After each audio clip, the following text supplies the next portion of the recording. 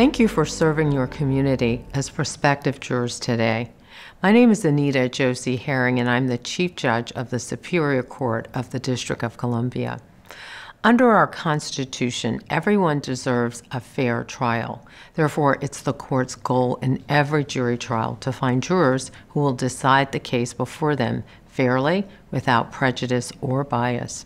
So today I'd like to talk with you about what bias is and why we should all keep biases out of the courtroom. Biases are prejudices that a person has in favor of or against a thing, a person, or group. Biases can cause people to prejudge in a positive or negative way without truly considering evidence or facts. It's proven that most biases happen at an unconscious level. In fact, researchers have found that unconscious bias is a part of how we all process information. It's important as jurors to be aware that unconscious bias exists. Once you understand what it is, we'll explore what you can do to stop the effects of unconscious bias while serving on a jury. That will help you make decisions based on facts and evidence while also treating everyone fairly. Most people in the United States believe it is wrong to judge others based on their age, race, gender, other identities, or personal traits. Yet, studies have shown that we often react unconsciously to these differences when we make decisions, and that we are unaware of what is taking place. Understanding this possibility is an important first step to prevent it from affecting the decisions that we make as judges and jurors. We know that our minds use shortcuts to make efficient decisions every day. But some of these shortcuts, the ones rooted in unconscious biases, can have negative consequences and lead us to judge people and circumstances unfairly. Earlier in this video, we all saw the Chief Judge. The truth is that each of us immediately prejudged what type of person she is, even though we don't know her or have any additional information about her. Instinctively, you might have felt that she is smart, impartial, patient, open-minded, or in charge. Or you may have decided that she is powerful, impatient, tough, or scary. And when you look at this biker, you may immediately feel that he is either an adventurous free spirit or maybe a rebel who's mean, abrasive, or even dangerous.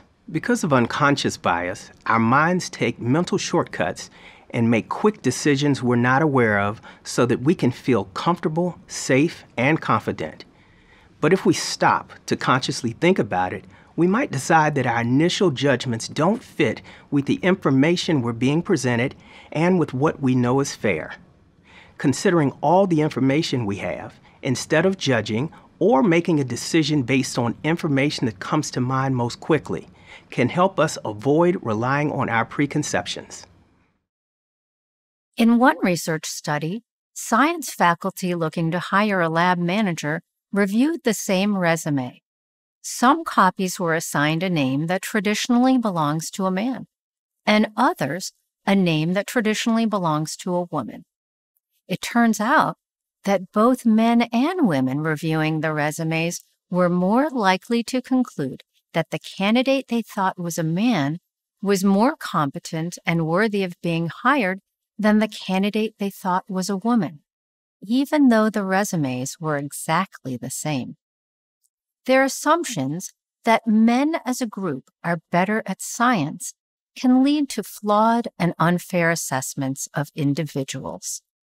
In this example, unconscious bias influenced what the reviewers did without them even realizing it.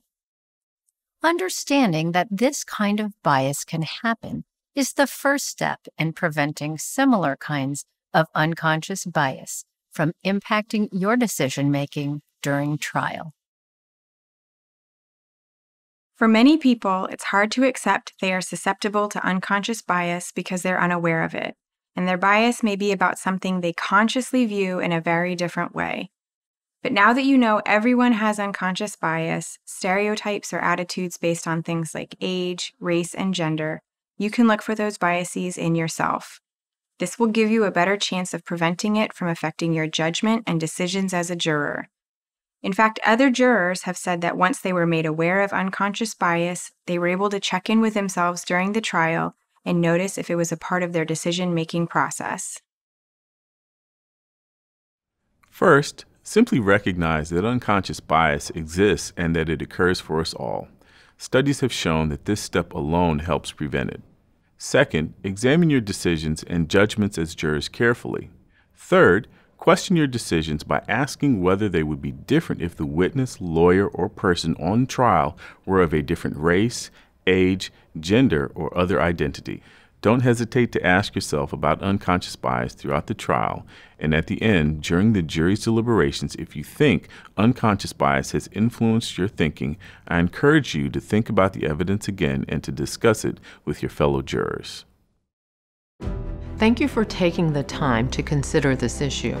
You're about to become a part of the most important tradition in our justice system, the right to a trial by jury.